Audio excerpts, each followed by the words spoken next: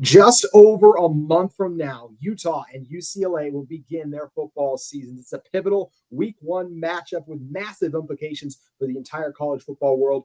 What are both of these teams looking like entering fall camp, and who has the edge in week one's matchup? We're going to talk about it on today's Locked On Utes and Locked On UCLA crossover.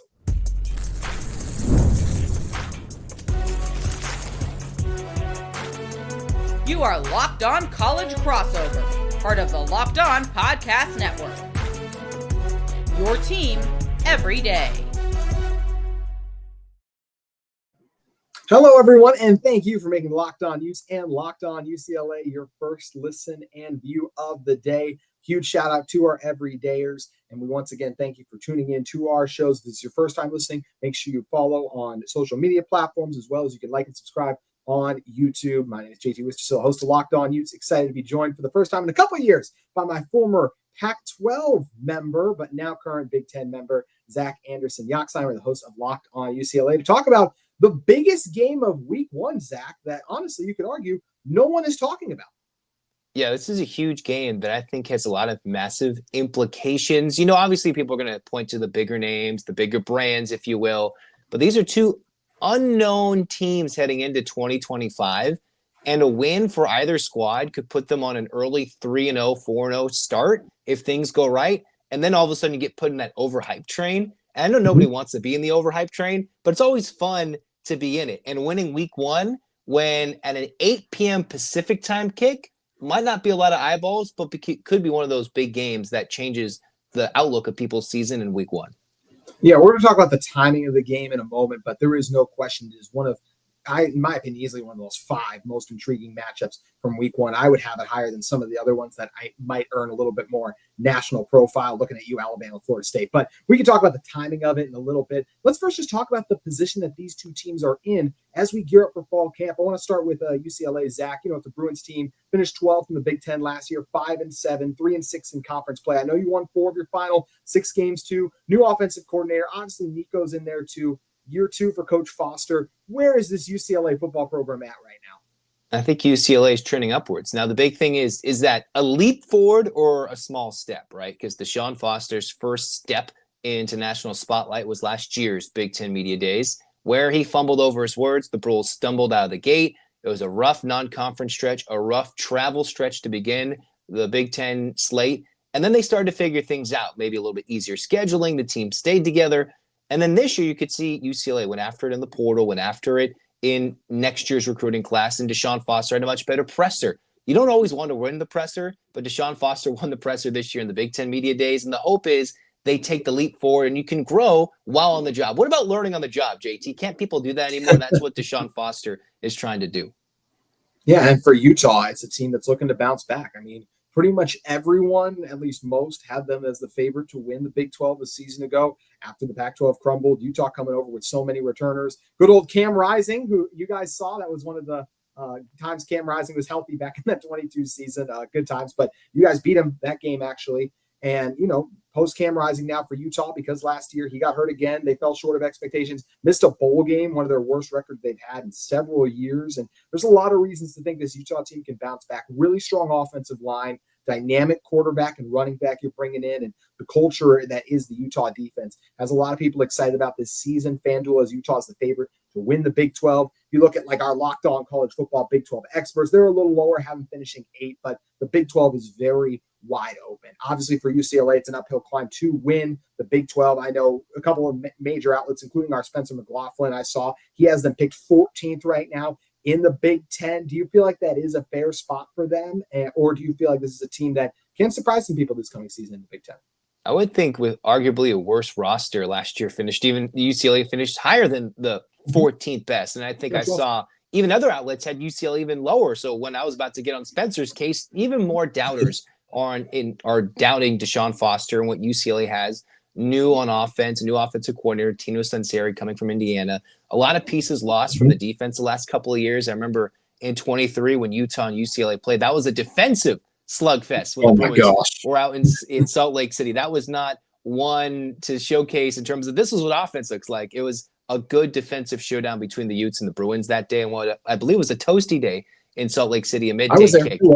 It was a warm one, and it won't necessarily be the case, I think, on this Saturday night showdown this year. What UCLA has, I think, a lot of potential. And at some point, you got to turn potential into wins. I think in year 2, you can start with potential under Deshaun Foster. Obviously, they won the offseason talk with Nico coming in. We'll get to that, JT. But the big thing is UCLA has improved on a coaching staff, recruiting emphasis, and I think on the roster, they're better than they were last year. Now, can you take that away from what Utah's bringing in, trying to bounce back from a season where they had high expectations? 2 5-7 teams that with this week 1 win can catapult into something even bigger at 25. Yeah, a chance to make a statement for the nightcap as well, with the world of college football still watching. It is the best game. Less and less as people go to bed. We already mentioned 11. But it is the long weekend. It is the long weekend, so they should stay up. That's true. Long weekend. We get some Sunday games. The Monday night game, Belichick versus TCU's first ever game. So there's a lot of intrigue there. So hopefully we will see good numbers for that game that is being broadcast on Fox. But look, first, Zach, I just want to ask you about, here's my view of this UCLA team. And I want to tell me where I'm right, where I'm wrong. So I look at the strengths. I like Nico. I don't know if I love if he has to carry everything, but because of Javian Thomas, the running back transfer you got from Cal, and I know you have another back that's solid too, I feel like that's good. I think the offensive line could be good. I like that you have 2 returning starters there. I am a little nervous for like UCLA when I see and look, or not from a Utah perspective, but if I was a Bruin fan, only 4 returning starters I did see according to one site. So that was something I am very intrigued by too. So I think the offensive line could be good, like the running game. Wide receiver core, really unknown. You actually do have former Utah receiver Mikey Matthews, but looking at your group overall, no one with a season over 400 yards. I know your tight end has done some things, but he missed last year with an ACL injury too. And the defense, there's a lot of new. 1 returning starter I saw there. Maybe there's some other contributors back, but that's the biggest question for me. And honestly, I'll even just jump to here. Why I like Utah in this early game right now is because of how much newness there is for the Bruins, including new QB, new offensive coordinator that didn't even get spring to work together, that all have to come together week 1. So what do you think of all that?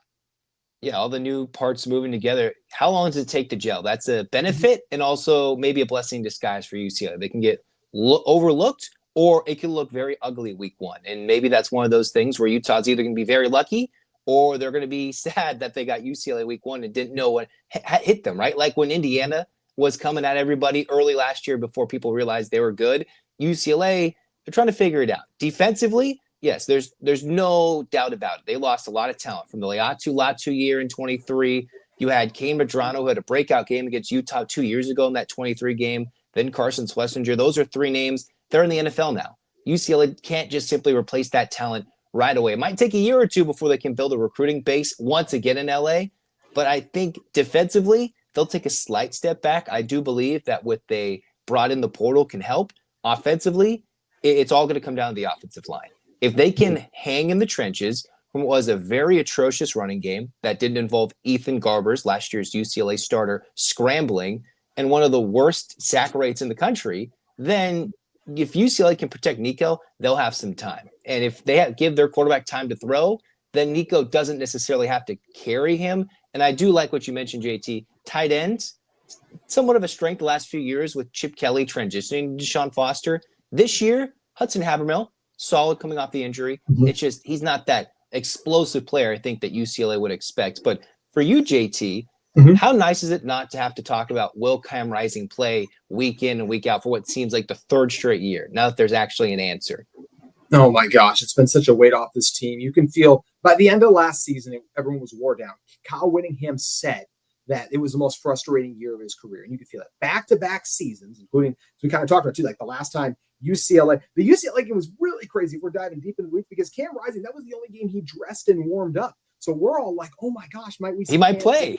And then he goes and gets undressed. But we've been dealing with that for 2 years. Will he play? And now you have a guy in Devon Dampier coming in, the New Mexico transfer, who he's been very durable. And man, is he athletic too. He was actually one of the only quarterbacks in the country last year, or the only quarterback, to rush for 1,000 yards and throw for 2,500. He led the country in yards per carry. According to Pro Football Focus, too, he actually was tied for the country lead, too, in forced missed tackles. So incredibly athletic and dynamic quarterback. Over 30 touchdowns in total. Got to turn down some of those turnovers, but I do feel like a lot of those were on his receivers as well last year, too. But obviously making that jump to P4, there's going to be some questions there, too. But it is such a weight for this team, not having to worry about, hey, what's Cam Rising? What's the backup job? Like, we know it's Devon Dampier. Utah's new offensive coordinator worked with Devon Dampier last year. Though two of them together at New Mexico led the fourth best offense in a yards per game category in the country a season ago. So it's nice you have that going there. And with a few other key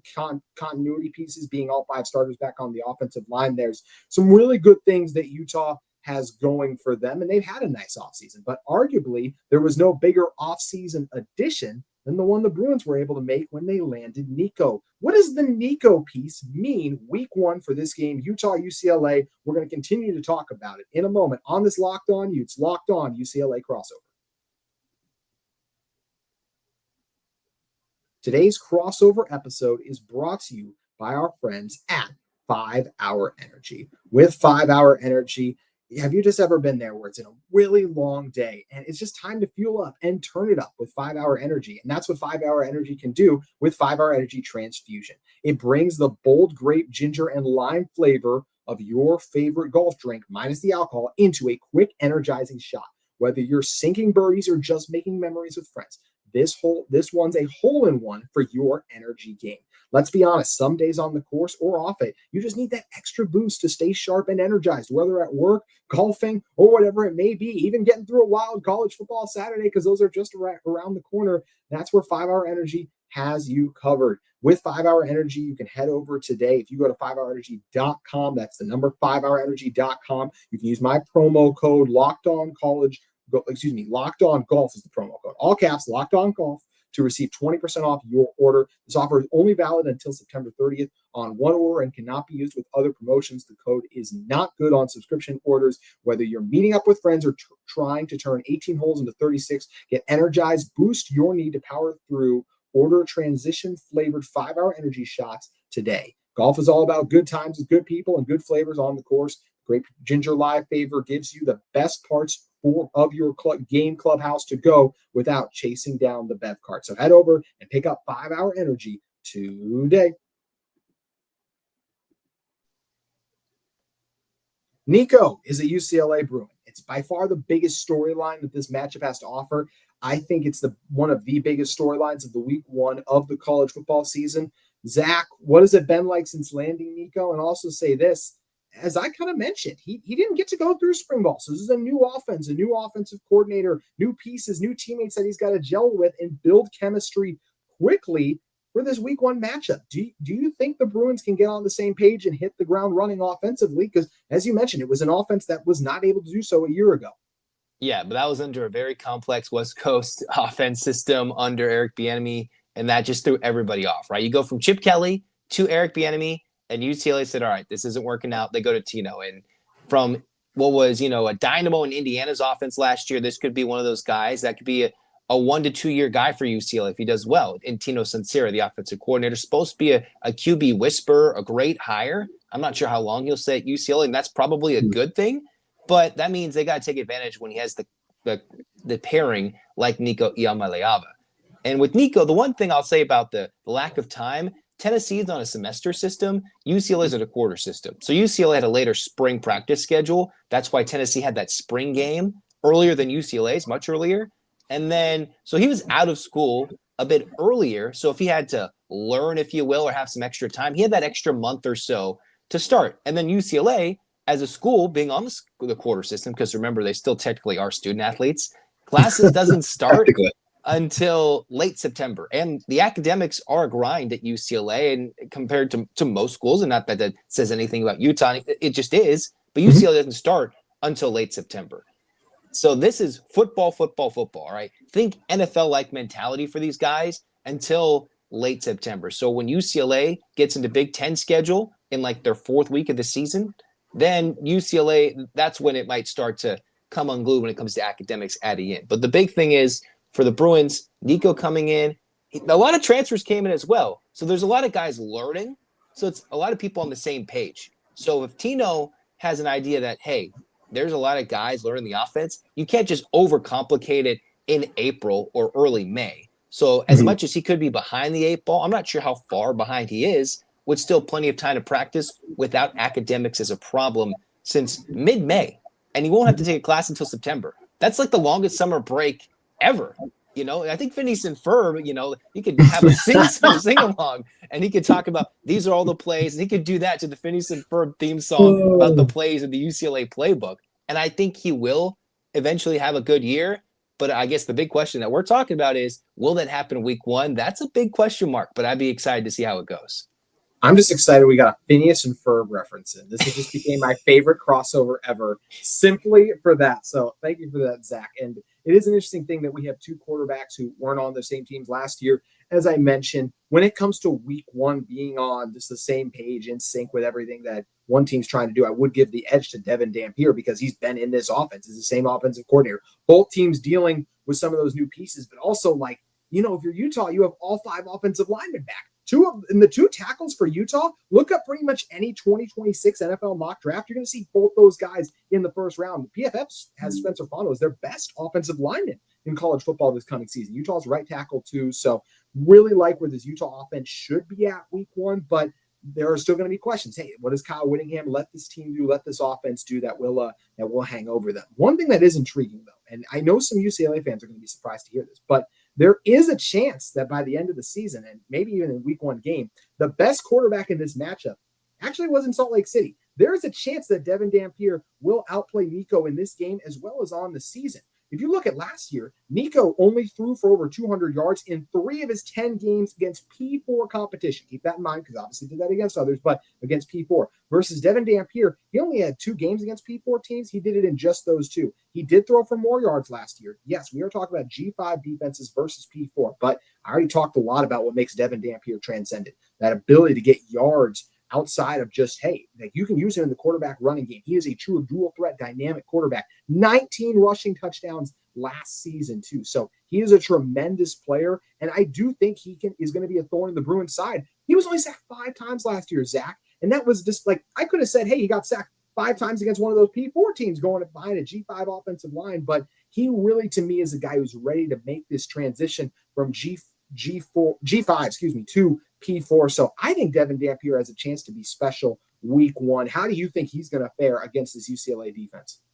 Well, UCLA, if you talk about the trenches, that's where they struggled last year, both offensively and defensively. You talk about Dampier not getting taken down. Last year, UCLA couldn't protect their quarterback. They allowed 34 sacks. And then last year was also a transition away from a dominant defensive line UCLA had in 23. So 24 and now 25 have been transitionary years. They did have a couple of guys injured last year. They're getting them back.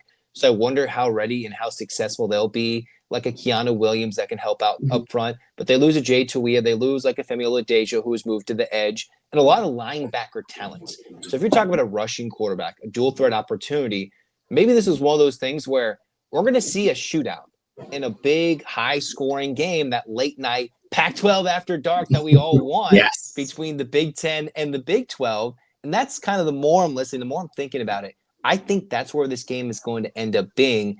If UCLA is to be successful, I think that's not a bad place to be. But I think that might be where it might end up. I think Dampier will be successful, but UCLA has had a lot of changes in the secondary. So while he might rack up yards, if UCLA is to be successful, it'd be on turnovers, as is the case in any week 1, week 12 game. But I wouldn't be shocked if Dampier has a big game unless UCLA shocks everybody and brings out a crazy solid defense week 1.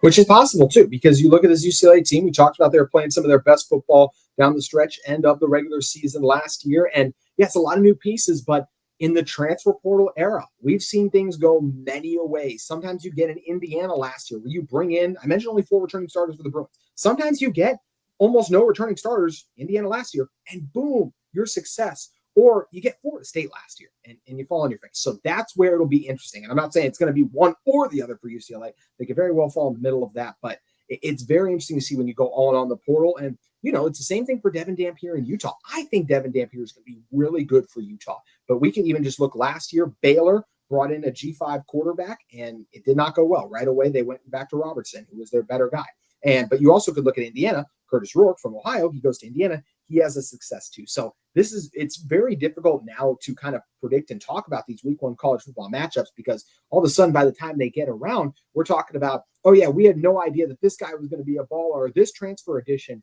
wouldn't work out too, Zach. There are so many unknowns because of the transfer portal element, the continuity and coming together, that these teams are really going to have to do their best to hit the ground running and hit sync in fall camp, even though they've had some spring ball, because the bright lights are going to be on in week 1 at 11 p.m. Eastern time. And these teams have got to get clicking fast if they want to get a win in a tough non-conference game.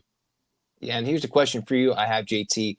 Last year, Utah 5-7 started off 4-0, then a lot of one-score failures at the end, right? When things weren't clicking. Do you think Dampier will help? Obviously, it's not the same like in the NFL where it's like analytically driven about one-score games. It's a little different in college football, I would say. But do you think having a guy like Dampier will help solve potentially those one-score games that you're just going to see a lot in the Big 12 as you had ASU go from a quote-unquote worst to first? At least that's preseason predictions, and we saw that was not clear, even though it was like a 4-team tie for first place or close to it. Do you think having a new guy like that will help solve those one-score issues in the games that Utah had last year? I do, because the biggest issue for Utah in those one-score games was quarterback play. Now, Isaac Wilson was the guy who came in there, brother of Zach Wilson, and he just wasn't ready. He was a true freshman. They thrust him out there, and it didn't go well. It was a mess, and he was not ready. Utah changed offensive coordinators to midway through the year because it was such a mess. You mentioned Utah starting 4-0. Well, who were Utah's opponents those first few weeks of the season? They weren't very good. Their one Big 12 win, well, I should say, they also beat Baylor at the time, but that was also before Baylor kind of their offense took off towards the second half of the season. The one true Big 12 win they got, excluding the non-conference one against Baylor, was Oklahoma State. The two favorites. Yeah, exactly. The two favorites. Yeah, the two favorites in the conference. And they were dead last. They didn't win a Big 12 game. So Utah's success that season was really early on. It was more so due to who they played. And they were in those games with those other teams, but it was so much so just the quarterback play kept them out of it. Utah was not super far off from me, but the reason that they were able to put up numbers and points early on in the season was because of who they're playing. Because then when they played those good teams, their defense kept them in it. This is a Utah defense. They were second in the Big 12 last year. They did finish in the top 20 defensive ranking-wise last season too. And they've lost some, but they've got enough back where I'm anticipating a slight step back for that Utah defense, but I'm still anticipating top 5, maybe they're the third best in the Big 12, just with what they lost. I think it'll be tough to be right back where they were. But I do feel like Utah, look, Devon Dampier, whenever I turn on the tape, I just become more and more impressed. To me, he was one of the, like, when you were to go, okay, why did the play fail if it did at New Mexico? He was more times than not one of the reasons that it did. He was towards the bottom of the blame totem pole when that did happen. He turns it over a little bit, but he's got it. I really think he can be a special and transcendent player. We've seen a couple of college football rankings put him inside the top 10 of their quarterbacks too, put him inside the top 3 of the Big 12 even. So he's got a chance to break out and be special. And Zach, one thing that I'm frustrated by for both Dampier and Nico is if they want to make a week 1 statement, it comes at 11 p.m. Yes, I'm happy this game is by itself in a standalone window where everyone can be excited about it. But I really wish that Fox, who had Ohio State, Texas at noon as their big noon kickoff, I wish rather than following it with Iowa State, South Dakota, I think it is, like it's going to be a terrible game, would decided to move that game, the Utah UCLA game, to 3:30. And I'm fine going against Alabama, Florida State, because as I said, I just don't think that'd be that good of a game. And I still think it's the second best game on at that window. You'll get more than you would at 11 p.m. How do you feel about the 11 p.m. Eastern time kick? I think it's a good thing for the players, the coaches, and the fans, because the fans in the stadium, not the fans who are watching the game, because the Rose Bowl in August is miserable. In early September, miserable. Anytime there's the sunshine, it's a great tailgating venue, obviously, but as much as we play up the Rose Bowl on New Year's Day, picture perfect weather in Southern California. In August, it can be well over 100 degrees. I can tell you that from being in one of the hottest games I've ever been to when UCLA played Bowling Green in 2022. That was like 110 degrees. That game kicked off at like 11. And I know 11 a.m., not p.m., 11 a.m. So an early kickoff would mean a lot more television eyeballs. But from an in-person, in-stadium perspective, it's good. The players would enjoy it. You don't want a lot of cramping to affect that early game, and that'll be much cooler. That's what can lend to a higher scoring, crazy game that might end well after or close to midnight. But for the national spotlight, this is not going to be fun. Like, we'll be forgotten about. They already don't like the West Coast / mountain teams sometimes. And then it'll be late. As much as it'll be like a Labor Day weekend, they'll just find a way to forget about it. The thing that drives this game, no offense to anybody else on the field, Nico is going to bring so much interest in this game, which is why I thought them being at 8 was just a shocker. 8 p.m. Pacific. I was like, why did they spend all year, all offseason talking about Nico and they just shove him into the 8 p.m. Pacific time zone like that's a prime time slot. It is not. And in the West Coast, we're not used to 8 p.m. That's not what we do on the West Coast 8 p.m. start time, unless you're in Arizona in an early season game and you need to start because it's so hot. I think it'll be good for the players. There shouldn't be as much cramping, and that should lead to a better ball game. Just less eyeballs will be watching it live. I could argue that that Nico's decision to go from Tennessee to UCLA was the biggest story of the college football offseason. And the decision to throw that at 11 p.m. Eastern time, where there are going to be so many Tennessee fans that, yes, they will still stay up because they are going to very much still be rooting for Nico's downfall. Like that, they're going to hate watch. They're hate watching. You got a lot of orange Utah fans. Yeah, 1,000%. It's absolutely what's going to happen. So to me, that's where I'm disappointed that they decided to, yes, do I want that for Nico, all those people rooting against him? No, I don't want that for the player. But at the same time, I want more eyeballs on the game so these teams get the national exposure and respect they deserve, whoever ends up on top. And speaking of ending up on top, right now, FanDuel is Utah favored by 6.5 in this game. I honestly was a little surprised it was that high. Yes, I feel like as we sit here right now, Utah is going to be able to come out of that game with a gritty week 1 win. But it is on the road still versus a UCLA, a Big Ten team that has some talented pieces. Granted, got to fit them, and they have to come together very quickly. But I'm surprised to see Utah the favorite by that much this early. Maybe as we got closer, if we saw the line move. So yeah, I right now, if you ask me to pick, I would say Utah deserves to be the favorite, and I'd give them the edge. I'm a little surprised by the 6.5, though. Would I take it if push came to shove? I guess I'd take Utah and the points to cover. But Zach, how do you feel about this spread? And if you had to predict it right now, who wins this game? I would think I'd want to take UCLA with the points at home. I do think everything we've talked about, it should lean Utah if you're going straight pick them for the matchup. I feel like you would go with Utah. I think that's a fair thing. I think it's also fair, looking from a UCLA side of things and as a UCLA fan saying they can win this game week 1. Crazy things have happened and things have turned around. It's a home game. I wonder what the energy will be because school doesn't start for UCLA till late September. That means no students are in town, but there'll be a lot of interest in Nico. And I wonder what the Rose Bowl will look like from a UCLA fan base side. It won't be too hot, so nobody can complain, 8 p.m., it's too hot it won't be. It's perfect prime time, perfect SoCal weather at that point. I think UCLA could absolutely win this game. I'm dumb enough and naive enough and, I might say UCLA will win this game, but this is kind of how it was a couple years ago when these two programs met. Very different circumstances. Sure. Both teams, both programs have a chance to win. And the one edge UCLA has going for them is they have the home game. Now, it would have been fun to be at 110 degrees in the middle of the day and see how both teams go at it. But UCLA has the home game, not the same like playing at Rice Eccles. No way can you compare the two. But that's what they have. And they have no tape on UCLA playing together as a unit. That's the benefit. That is the huge benefit for UCLA. Could be a bad thing week 1. That's what I could. But UCLA with the points, but the wiser decision would be Utah to win the game. Yeah, it feels that way right now, but I am not in any way trying to disrespect UCLA. I think this is a team. I like what Coach Foster has going on there. I think they are moving in the right direction. I loved the offensive coordinator hire. And I'll say this. I think Devon Dampier has a chance to be better than Nico this year. I think Nico's going to have a good year. We see all the time quarterbacks, or just players in general in college football, make a freshman year to sophomore year leap. That's why most of these guys redshirt. Instead, Nico was thrust out there and still played pretty well, all things considered, in the SEC. Bowl game against Ohio State wasn't great, but overall, Nico did a lot of good things. And I do think he could come out there and put some of those people that are hate watching, as we mentioned, on notice with a strong performance too, and help this Bruins team get a big week 1 win against a team that I think has a chance to contend in the Big 12 and thus a chance to make the college football playoff in the Utah Utes. But I cannot wait till we get to this matchup. We still got fall camp to figure out so many things about who's going to be starting where, what positions are people going to be lining up at, injuries, all those things that inevitably occur over the course of a fall camp season. There's a lot to be determined about this matchup, but I can't wait till we get to week 1. Zach, this is a lot of fun. Really appreciate you joining me. Can't wait, JT, of course. I think this one will be the opposite of 23. It won't be a defensive slugfest. I think we'll see a lot of points. Okay, so would you go like over, if we went over under like 60.5, would you take the over for total points combined? I mean, if UCLA is to win, I think you'd have to take the over. If Utah's going to win, it'll be clearly under, I would think. I mean, Utah could easily win a higher scoring game. I would think they would probably go slightly under. I think I'm in the right mindset as they will be very close to that. I think it might be like closer to a 58 of some sort. If I think they'll just miss that mark, but I think I would go under with a high scoring game.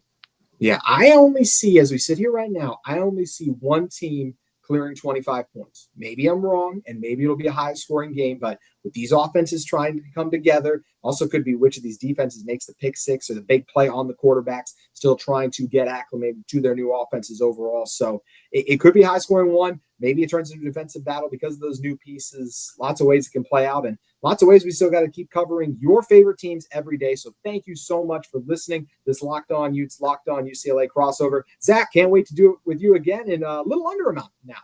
Let's do it. It's going to be a lot of fun. All righty. Thank you again for making us your first listen and view of the day. We'll be back with you the rest of this week talking all things Utes and Bruins as we get you geared up for the Locked On college football season right around the corner.